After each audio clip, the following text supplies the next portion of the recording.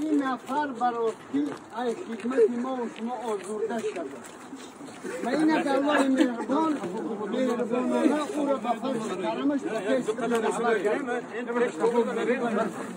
و انا خاطر شما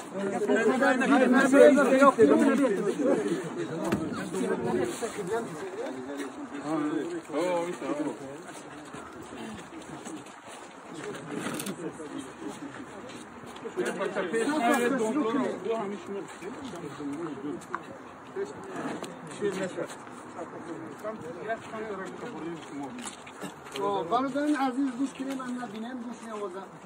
خشت بکنیم حضرت ما بیایم نماز بخونیم که نماز قلبی باشد یا یک دعای کنیم خفو بره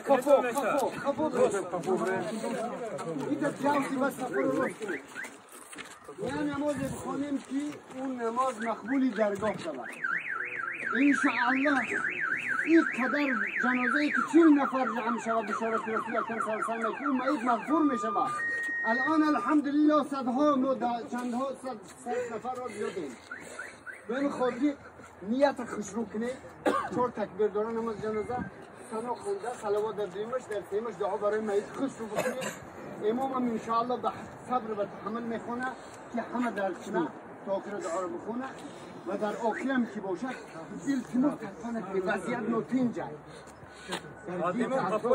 سفر روز یا سخن تموم همین حضرت که امروز جان نداره در بدن میت است سفری آخرت داره کسی سفر قیامت داره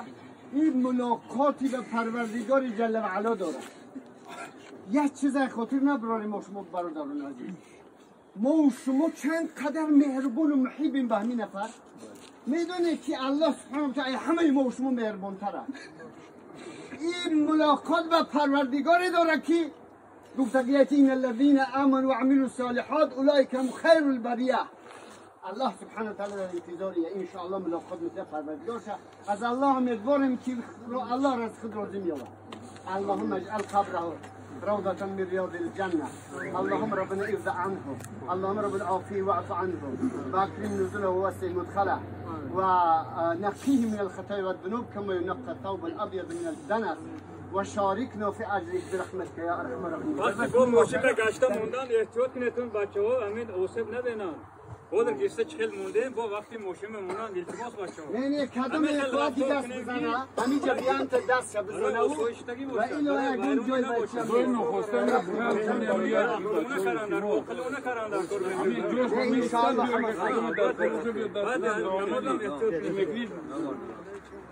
حریم رحمت گرد چپا شوام بیو گوش کنید چپا جان دو سالهای برادر میشم از دنیا رحلت کرد اینجا الحمدلله برادرها و جوانها خیلی خدمت کردن مدد بیموری انشاءالله ادرس نگرفتم اما اینا خیلی کوشش کردن لکن صاحب نفس میانست به همین رزق قبض کردی رسید که لازم برادر در کجای میشیم این خروج حیاده اگر اکنون قبض کنه البته کوشش کردن برادر خدا برکت شد هر یک کنید از خدمتاش راضی باشه برادر عزیز شاید ایشون دانه ایشون خوب باشه لکن اگر کسی شاید در حیات اگر عصبیت اگر که پیدا باشد ببخشید برادر عزیز دیگر اینکه پیغمبر صلی الله علیه و آله میگه که اذا این قطع انسان این قطع این سلاس وقتی که انسان وفات کنه از همه عملهاش بریده میشه بسته میشه مگر 3 عمل بعد مرگش هم دوام میکنه صدقه جاریه او علما ينتفع به او ولد صالح يدعو له یکی صدقه جاریه البته برادر ما خیلی مدت‌های زیاد